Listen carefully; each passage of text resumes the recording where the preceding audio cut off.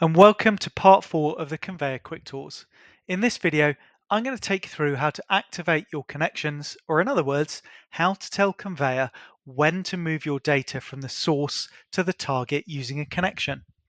There are 5 ways to activate or run a connection. Run on an automated schedule, run based on a dependency of another connection, run based on an email sent into that particular Conveyor connection, run based on a data file sent to Conveyor by email, or run manually from within the Conveyor interface.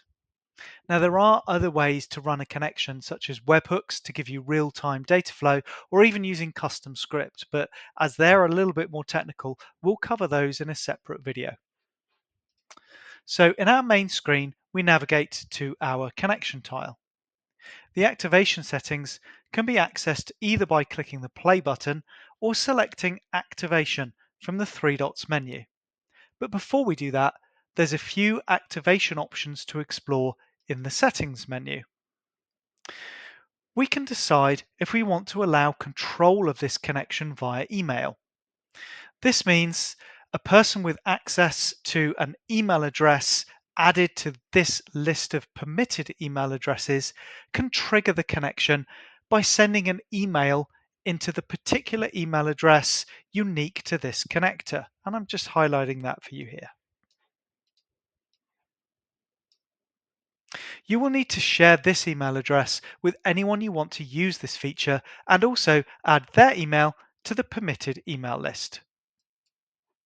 We can also enable email run, and this is specifically allowing one of the permitted email addresses to send in a file of data to this email address.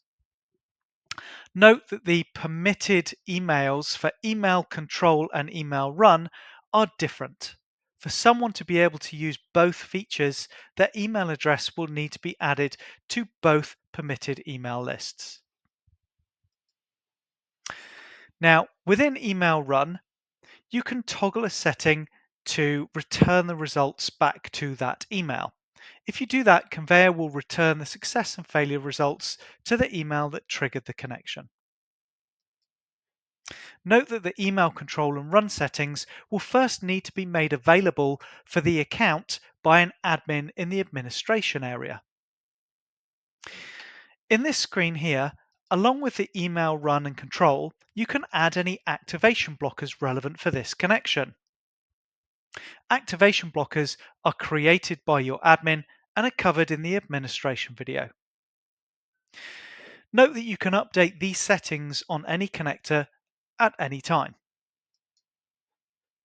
Now let's look at let's just move out of there. Now let's look at our activation settings. Now we come to the play button or select activation from the 3 dots menu. I've selected the 3 dots menu. Now to be able to set your activations up here, you first need to have applied a mapping for your connector. If you haven't done your mapping yet, Conveyor will prompt you that you need to set up a mapping first. So you have 3 choices in here.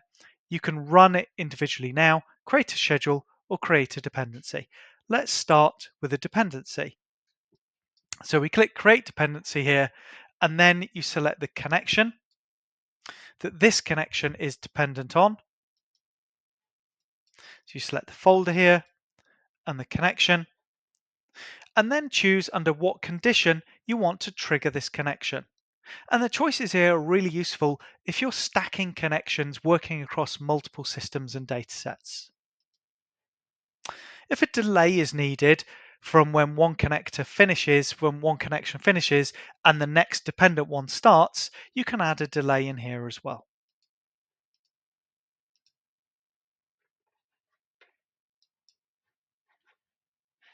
When you've added a dependency, you will see this icon on your tile change to a change link. This tells you that there is a dependency set up to activate this particular connection. If we go back to our dependency for a moment and edit it, we can actually pause a dependency. So let's say you're working on other connectors in the chain and you want to stop things from firing, you can pause it. If you do pause it, you will see here it's paused, and when I go back to my tile, it will be grayed out.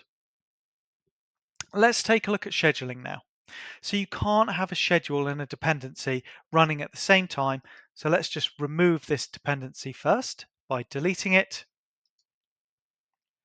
And then from our activation screen, let's select Create Schedule. It's very self-explanatory here.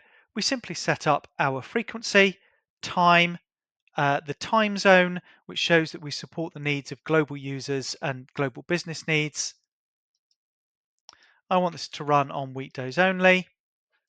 Now, once you have your schedule set up, we can see here on the tile that the icon has changed here and a few other things have happened. So we can see here that the next runtime is now visible.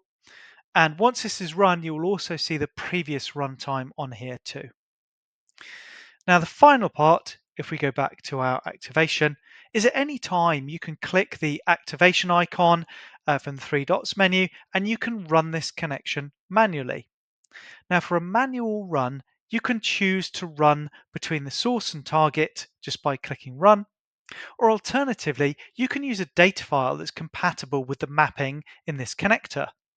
And this is a great option if, for example, you're consolidating data from multiple sources where you maybe a particular business unit or location is working from a different system and gives you a data file using a template. And you can download the headers as well and provide that to your colleagues as that template. And that's really it for how you set up your activations for your connections. In the next video, we'll talk about our success and failure notifications. Thank you.